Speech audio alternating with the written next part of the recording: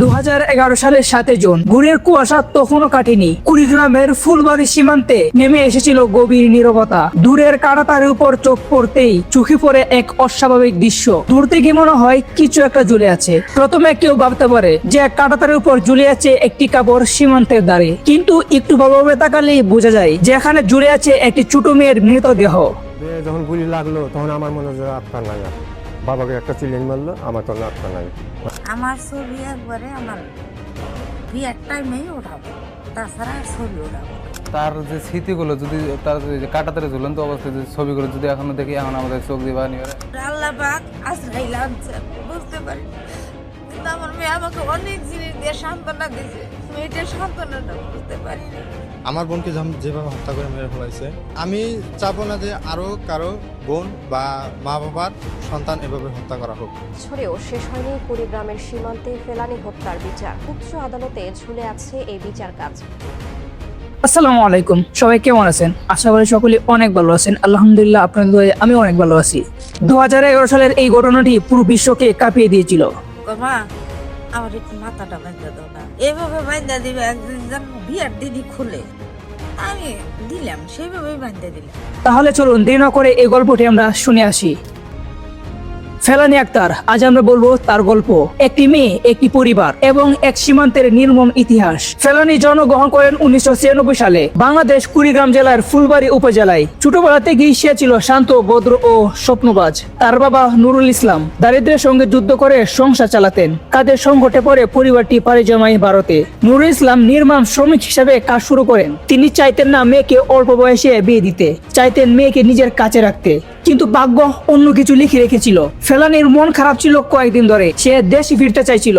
6 জানুয়ারি সে রাতে কাপড় গুছায়। 7 জানুয়ারি বাবা ও মেয়ে দুজনেই রওনা দেয় সীমান্তের দ্বারে। দালালের সাহায্যে সীমান্ত পার হওয়ার চেষ্টা। ভোরের কুয়াশা, নিঃশব্দ সীমান্ত, একটি নতুন জীবনের গল্প।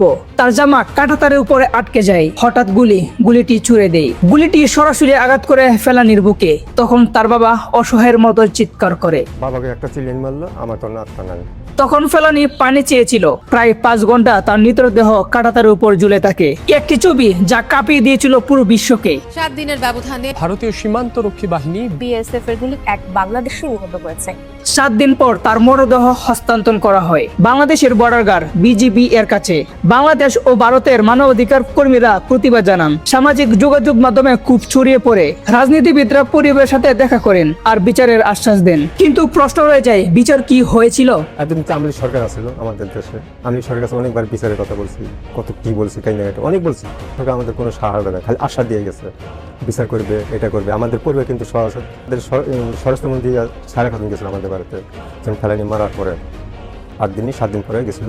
কিন্তু সহযোগিতা করতে চাইছে, আশা দিছে, আমাদের পরিবার দায়িত্ব নিছে এবং আমাদের ছেলেদের ভারবন্ধ সবই নিছে। এবং আমাদের মাত্র কি যে এটা করে দেবে, ওটা করবে। কিন্তু আজ পর্যন্ত 74 বছর হয়েছে, আমি সরকার কিছু করে দেয় নাই। মানবাধিকার সংগঠনগুলো প্রশ্ন তুলে, একটি শিশুর হত্যার বিচার কোথায়? ফেলানির পরিবার আর্থিক সহায়তা পান। বিজিবি একটি দোকান করে দেয়। তার ভাই মোহাম্মদ আরিফুল হোসেন বিজিবিতে যোগ দেন। মানবিক দায়িত্ববোধ থেকে বিজিবি আর্থিক সহায়তা দিয়েছে, একটি দোকান করে দিয়েছে।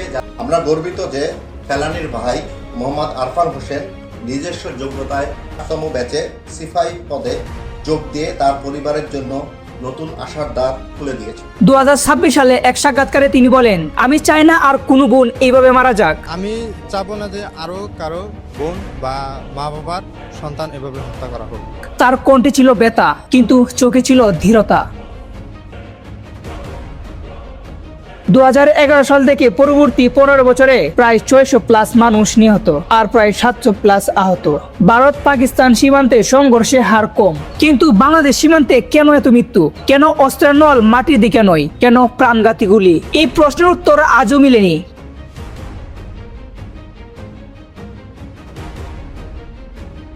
ফেলানি একা ছিল না, সে ছিল একটি প্রতীক, একটি সীমান্তের আর্তনাদ।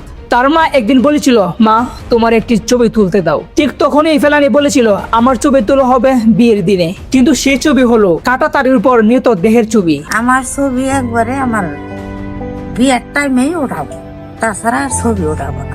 আজ আমরা প্রশ্ন রাখি, কত ফেলানি হলে বদলাবে সীমান্ত নীতি? আর কত অশ্রু জ্বলে আসবে মানবতা? আর এই শেষ লাইন বাংলাদেশ সরকারের কাছে একটি সীমান্ত নয়, একটি জীবন খুব গুরুত্বপূর্ণ।